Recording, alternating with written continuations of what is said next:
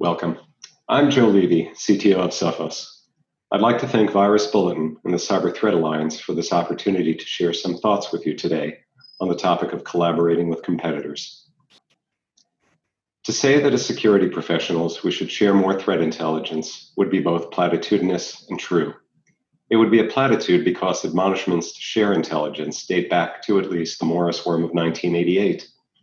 We have made significant progress since then, and more admonishments are unlikely to help.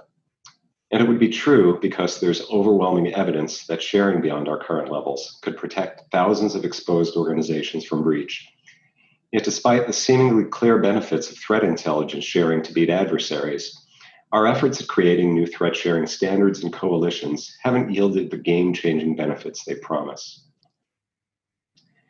We still face a variety of obstacles, including, but not limited to, market disincentives to sharing, even among fully bought-in sharers, privacy concerns related to the information being shared, and inefficiencies in building the requisite trust relationships among sharers. Thus, we must continue to ask and ask again, how do we move the needle on sharing timely, high-quality, and sometimes organizationally sensitive intelligence to better ensure the security of internet-dependent societies? This talk will introduce 3 provocations designed to help us think differently and disruptively about these old and seemingly intractable problems. The first is to accept that the barriers to sharing are in the staying power of game equilibria between self-interested parties, and that only by changing the incentive structure of the game will we align interests and significantly increase sharing. Indeed, vendors share because it's in their mutual self-interest, trading off between the coalitional advantages of pooled intelligence and the risk of giving away competitive advantage. Breach victims trade off between the risk of embarrassment, information leakage, and legal liability in their threat-sharing decision-making. The patterns we enact have names, for example, tit for tat and prisoner's dilemma, and can be understood as strategies in games no different than those we observe in economies and nature. The second provocation I'll introduce, flowing from the first, is a call to immerse ourselves in the new technologies and privacy-preserving data sharing that other fields, such as biology and medical research, are already using, and that have been shown to change the matrix of self-interest we are locked in for the better. These technologies include differential privacy, which affords optimized trade-offs between the fidelity of shared information and its anonymity. Homomorphic encryption, which affords cryptographically principled guarantees around the privacy properties of shared information. And federated learning, which allows organizations to train machine learning models jointly without sharing data. Deft adoption of new technologies from outside fields could unleash enormous computer network defense capabilities for our community by changing the parameters of the threat sharing game. The third provocation the talk will introduce is based on the empirical experience of 3 new information sharing formations that occurred in the aftermath of the COVID lockdowns. The COVID-19 Cyber Threat Coalition, or CCTC, the CTI League, and Cyber Volunteers, or CD19, which saw new, spontaneous, partly organizationally motivated and partly individually motivated coalitions between IT security professionals, vendors, government agencies, and journalists emerge. Focusing on the experience of the CCTC, we'll discuss the organization's balance sheet as a kind of natural experiment in the role a global crisis and new collaboration technologies can play in kicking apart ossified modalities around sharing, drawing lessons for the future. Let's get started. As I stated a few moments ago, threat-sharing entities are self-interested agents that share out of that self-interest. Indeed, security companies that compete, sometimes ruthlessly with each other, in the market also share with each other under some conditions. Enterprises that would much prefer to hide breach activity, in fact, share detailed evidence of such activity under some conditions. And governments that compete geopolitically share threat information under some conditions. None of these share enough. When they do share, they share out of shrewd calculation. And shrewd calculation is what we should expect of them based on the status quo of today's current threat sharing model. The key implication of what I'm saying is that we are unlikely to further improve sharing simply through ongoing appeals to the charity of organizations whose raison d'etre is self-interest, be it profit, projection of national power, and the like. And it would be condescending and, more importantly, wrong to assume that organizations aren't already sharing as much and as little as in their calculated self-interest. Rather, our task is to understand the game these agents are playing when making choices or setting protocol around sharing, and then to identify leverage points that will cause them to make the rational choice to share more, just as economists approach the behavior of firms. We may be less familiar with analyzing cyber threat sharing in this way, which makes it all the more important. As a way into this analysis, then, let's examine the matrix of incentives, disincentives, and behavioral equilibria that drive threat information decisions made by private enterprises, security vendors, and governments.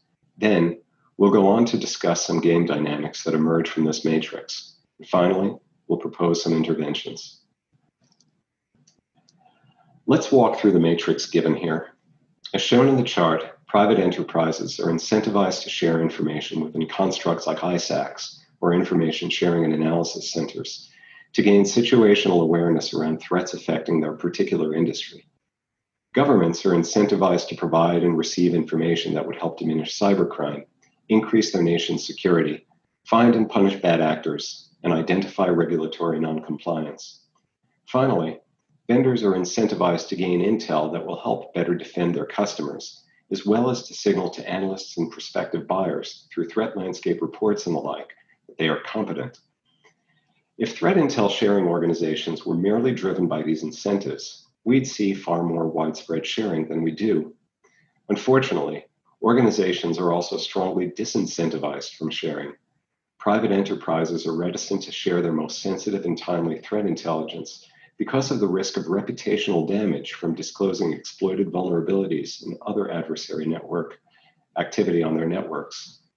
This means that their equilibrium behavior cashes out as a reticence to share, except in cases in which they are legally required to disclose breaches, in which case they are incentivized to open the books selectively to signal competence to their markets and shareholders.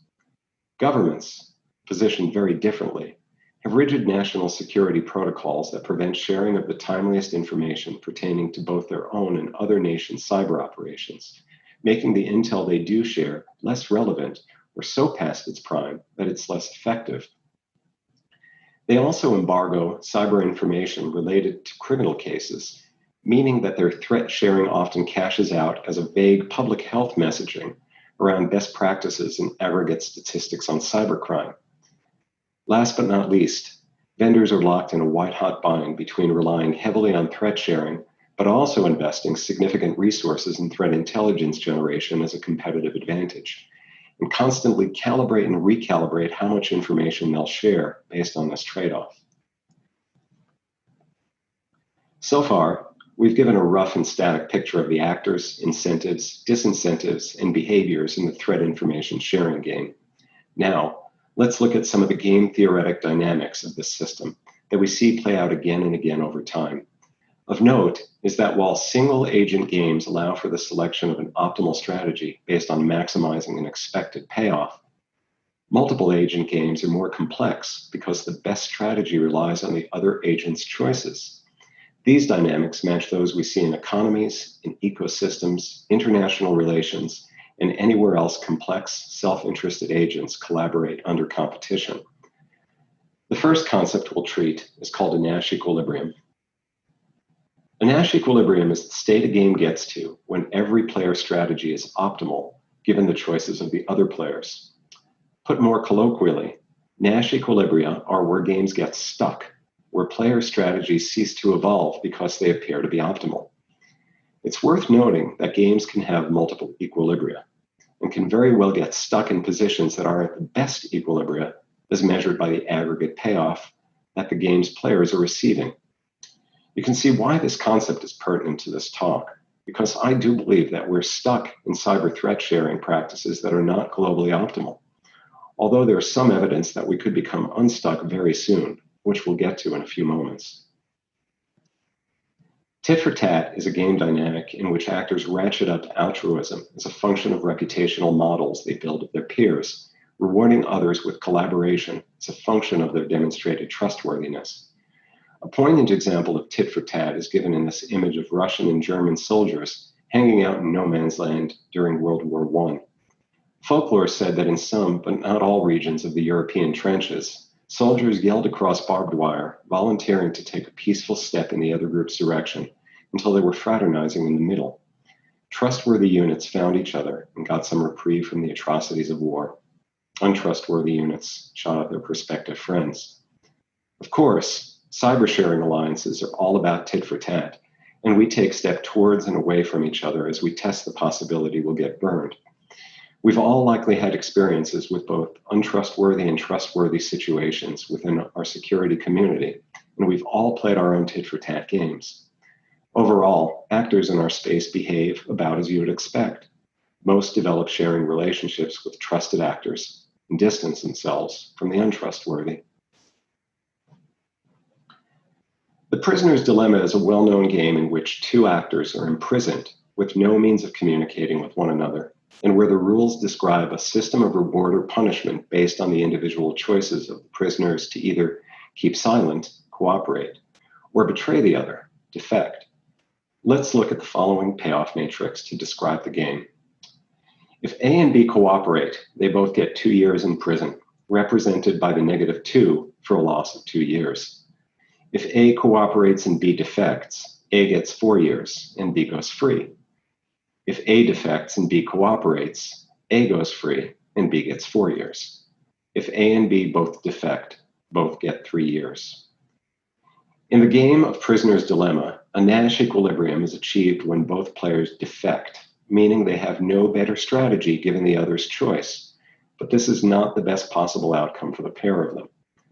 The term for that is Pareto efficiency, where no change in strategy could lead to a better payoff for all parties, and it would be achieved with both prisoners cooperating.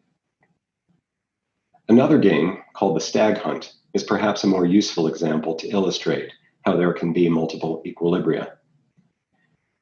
In the game of Stag Hunt, two hunters who, like the prisoners, cannot communicate can either choose as their quarry the one stag in the range or the 2 rabbits in the range. The stag is worth 10 total food units, and the rabbits are worth 2 food units each. It takes both hunters cooperating to take down a stag, so if one hunts it on their own, they will fail. The rabbits are caught as a pair. Let's look at the payoff matrix to describe the outcomes. If A and B cooperate to hunt the stag, they get 5 food units each. If A hunts the stag and B the rabbits, A gets nothing and B gets 4 units. If A hunts the rabbits and B the stag, A gets 4 units and B gets nothing. If A and B both hunt the rabbits, both get 2 units. In this game, we can see that both rabbit-rabbit and stag-stag are equilibria, but it's clear that one is preferable to the other. This is a simple example of how games can get stuck in local optima. It should be obvious that these games provide models for the information sharing dilemma between vendors under at least some circumstances. It does not apply when vendors can communicate easily and have built-in trust relationships in advance of a sharing scenario. But in competitive markets where strategies can be opaque, or in fast-moving incidents in which vendors haven't established the necessary protections or trust, they face exactly the dilemma of the prisoners or hunters in these games, and often choose to go it alone and suffer, rather than share sensitive intelligence that would benefit them both. Freeriding refers to cases where a game's players engage in a sharing arrangement only to have some number of players contribute less than others, freeriding off their labor. One of the best-known examples of this is the tragedy of the commons, which hypothesizes unregulated grazing on a common pasture, often leading to collapse. Many of us have watched freeriding play out in contexts like VirusTotal, where some vendors who have contributed their scanners to VirusTotal's pool of industry scanners contribute very little actual detection content, and a relatively small group contributes the lion's share of detection content. Freeriding causes harm in 2 obvious ways. First, it limits the scope and diversity of the intelligence, reducing the potential benefit to consumers. And second, freeriding can destroy information sharing coalitions as the contributors contemplate the rational decision to pull out. The game theoretic dynamics I have listed only scratch the surface on the complexity of what drives the dynamics of the threat sharing problem, but they are sufficient to make my point, which is that the dynamics of threat sharing have much in common with core ideas within the game theoretic analysis of cooperation under competition. This suggests that we can change these dynamics by understanding sharing as a game and finding its leverage points, that is, the game parameters that would lead to more and better sharing. Once we have identified promising leverage points, we need fresh ideas about how to actually apply pressure.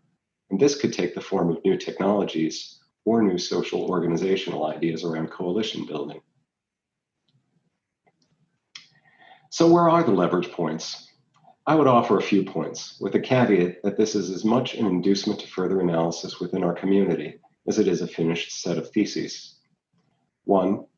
Privacy-preserving threat information sharing is a key lever, because if enterprises could share host and network security data without fear of de-anonymizing themselves or revealing sensitive information, they'd be less disincentivized from sharing. 2. Agreed-upon measurements of threat intelligence quality is a key lever, because it could help identify and then eliminate free riders from the threat-sharing commons, thereby ensuring the viability and growth of these commons. And 3, new collaboration technologies like inter-organization Slack workspaces, telepresence technologies, and the like could accelerate the construction of reputational networks once bottlenecked by email and in-person reputation building, thereby ratcheting up tit-for-tat games and resulting in more and more robust trust relationships. Now, let's discuss how we might move the levers I've just identified, starting with a discussion of privacy-preserving technologies, which promise to facilitate information sharing with less associated risk, moving on to a discussion of the role of metrics in reducing free riding and information sharing commons, such that these commons continue to flourish and grow, and concluding with a discussion of the surprising role that Twitter, LinkedIn, Slack, Zoom, and other new collaboration technologies seem to be playing in densifying reputational networks within the threat information sharing community. Privacy-preserving technologies may allow us to change the information sharing game by mitigating disincentives to sharing. Differential privacy is one category of privacy-preserving technologies. Here's the basic idea. Suppose I'm a CEO of an enterprise and a government agency comes to me asking my company to share anonymous statistical information on the number of times we've discovered adversaries on our network in the past year and the failures on our end that allow these adversaries to succeed. Suppose they'd also like to record how many employees we have, what industry we're in, our annual revenue, and where our company offices are located. Clearly, I'd be disinclined to share this information for fear that it would easily be de-anonymized, leading to bad press, fleeing customers, and reduced revenue. Differential privacy approaches are designed to mitigate the risk of de-anonymization. While differential privacy approaches vary, they turn on the idea that by carefully adding random noise to my report, measured by some parameter, epsilon, I can reduce the chances that I can be de-anonymized, all while keeping my report statistically relevant to other organizations that may benefit from understanding the threat landscape. The good news about differential privacy models for information sharing is that they're already proven and in use in fields outside of cybersecurity, like medical research, smart power grids, traffic planning, and even the 2020 United States Census.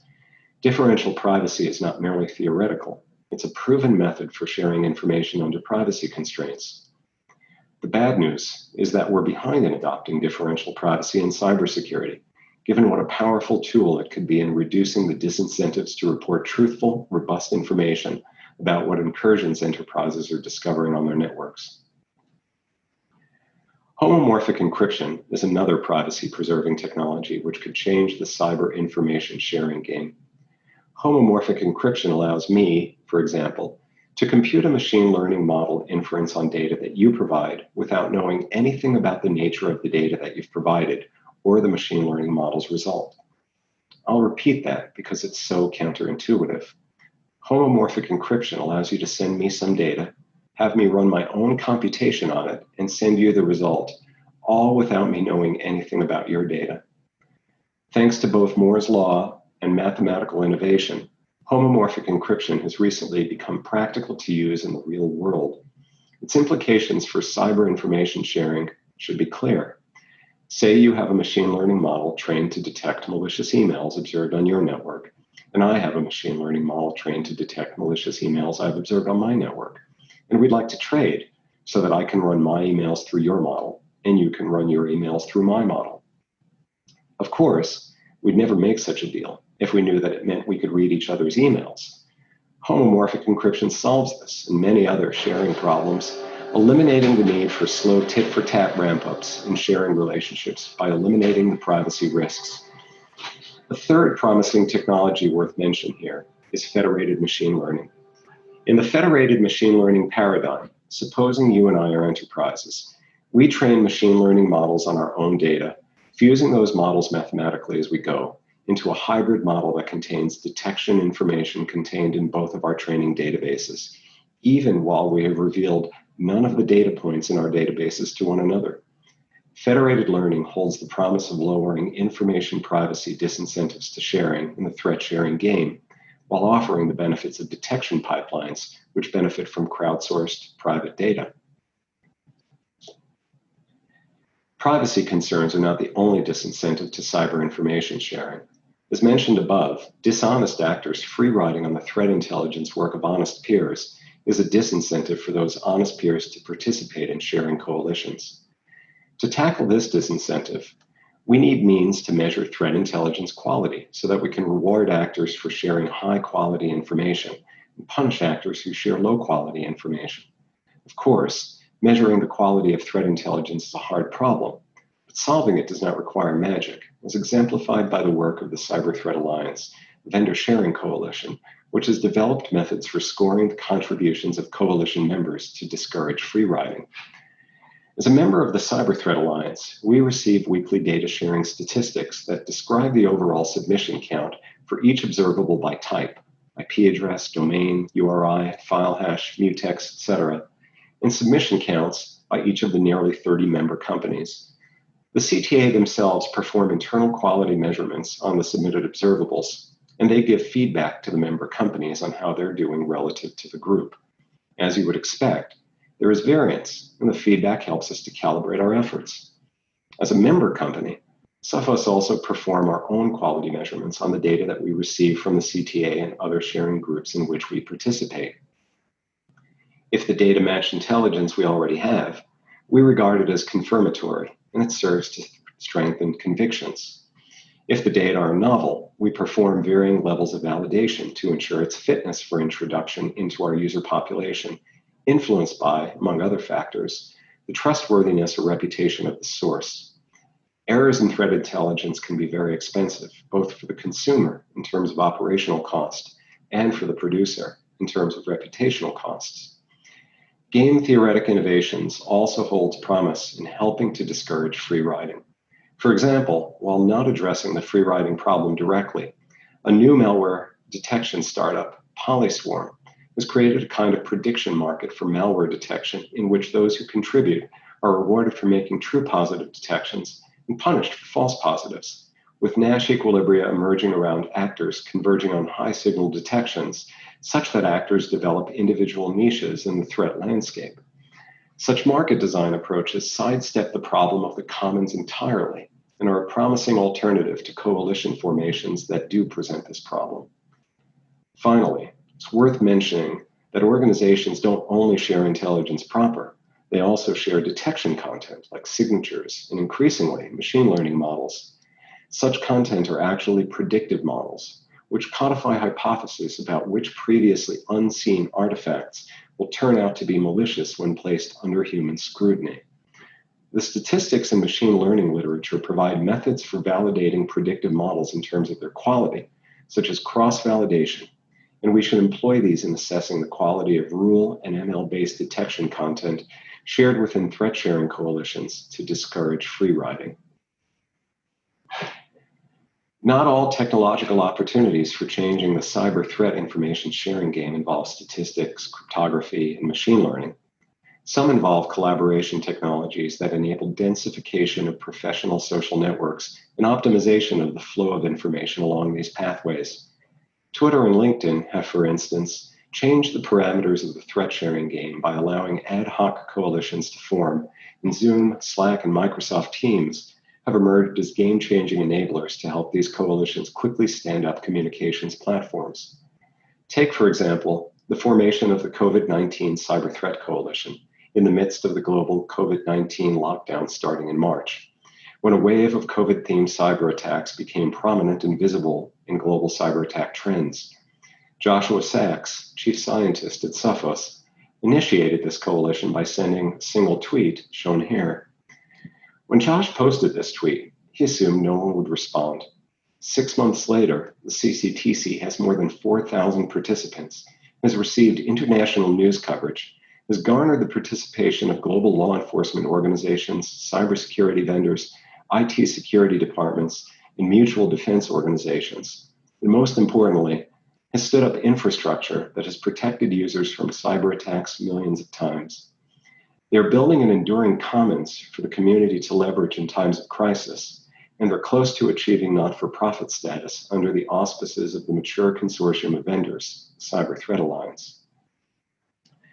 Linking all this back to our game theoretic frame for understanding cyber information sharing, in the creation of the CCTC, actors played thousands of pairwise tit-for-tat reputation-building games and played them much faster than they could have in a pre-social networked, pre-collaboration platform age, building sharing links at the pace of Slack messages and Zoom meetings, having never met before.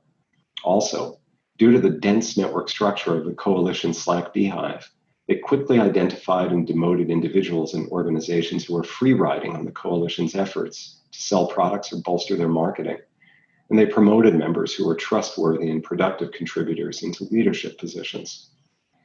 As I suggested above, we should consider the emergence of informational professional networks like Slack and LinkedIn, and cloud collaboration tools like Slack and Zoom, as we think about ways to change the game dynamics of cyber information sharing. Earlier, I stated that the industry generally recognizes the benefits of intelligence sharing and that further admonishments are no longer needed or helpful. I base this on countless conversations with security operators and vendors in the industry, on the emergence and widespread adoption of such standards as STIX as a common data format, and on the increasing levels of participation in such sharing structures as the sector-specific Information Sharing and Analysis Centers, ISACs, sector-agnostic Information Sharing and Analysis Organizations, ISAOs, and on nonprofits such as the Cyber Threat Alliance. We really are getting better. But despite such clear evidence of progress over the past 20 years, we can still succumb to the blind man and the elephant effect, where we conceitedly find absolute truth in our subjective experiences. In a study published this past August at the 29th USNIC Security Symposium titled A Different Cup of Tea, The Added Value of Commercial Threat Intelligence by Bowman, Natalia, the researchers analyzed the extent to which threat intelligence from two leading private threat intelligence companies overlapped with each other, as well as with 4 open source threat intelligence providers. And they found that there is almost no overlap between paid and OpenTI sources, signaling that they capture a different part of the threat landscape. Surprisingly, there is also little overlap among the 2 paid feeds, although they focus on the same topic areas. Even when tracking the same 22 threat actors, only 2.5% to 4% of indicators are found by both vendors, depending on the type of indicator. Timeliness, as measured on the small overlap among sources, shows delays of more than a month between sources. They further state, the feeds are highly heterogeneous. Overlap among any 2 feeds is often very small and never more than 10%. And the feeds are dominated by singletons, entries that do not appear in any other feeds. This also explains why, in order to achieve better coverage of their threats, network defenders combine on average 7.7 threat intelligence sources. And the study concludes, the current state of affairs in paid threat intelligence resembles the market for anti-phishing services about a decade ago. The lack of data sharing meant that each anti-phishing company thought it had strong coverage and could protect its clients' brands well, while the truth was that They missed most of the attacks they were hired to detect. In that market, like in the market of malware detection, sharing across vendors was eventually recognized as a superior security strategy. Until that happens for commercial threat intelligence, the problem of information sharing persists.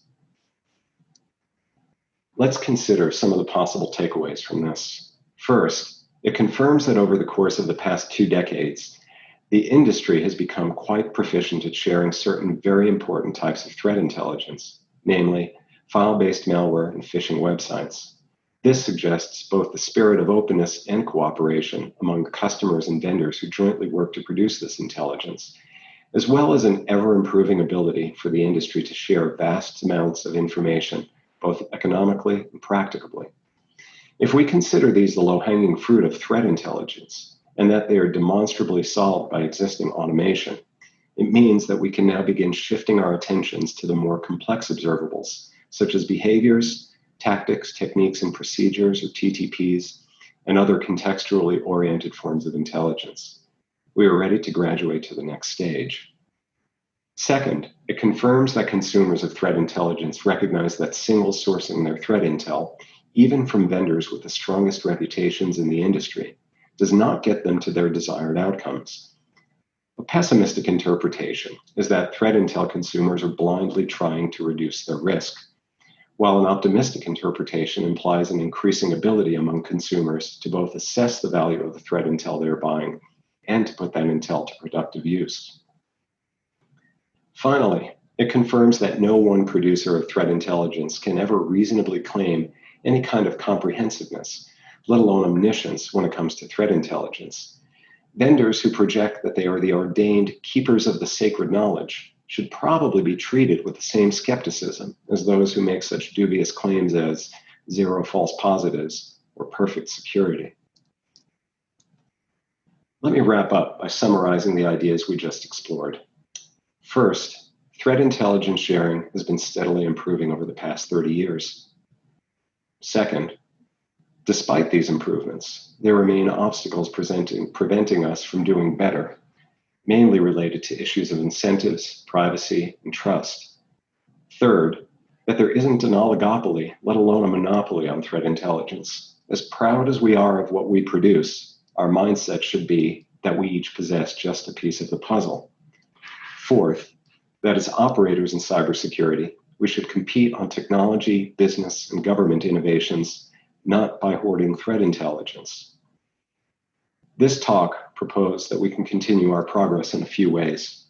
One, by applying principles and learnings from game theory that teach us how we might achieve optimally efficient outcomes by cooperating within competitive frameworks. Two, by employing the latest advancements in privacy-preserving technologies that will allow us to share information relatively freely while minimizing the risks typically associated with such disclosures. And three, by leveraging collaborative technologies to quickly and inexpensively develop new trust in organizational structures, uniting the efforts of experts across industries, sectors, companies, and countries. Finally, let's maintain the conviction that as an industry, we can achieve lasting, impactful change by embracing the African proverb: if you want to go quickly, go alone. But if you want to go far, go together. Thank you.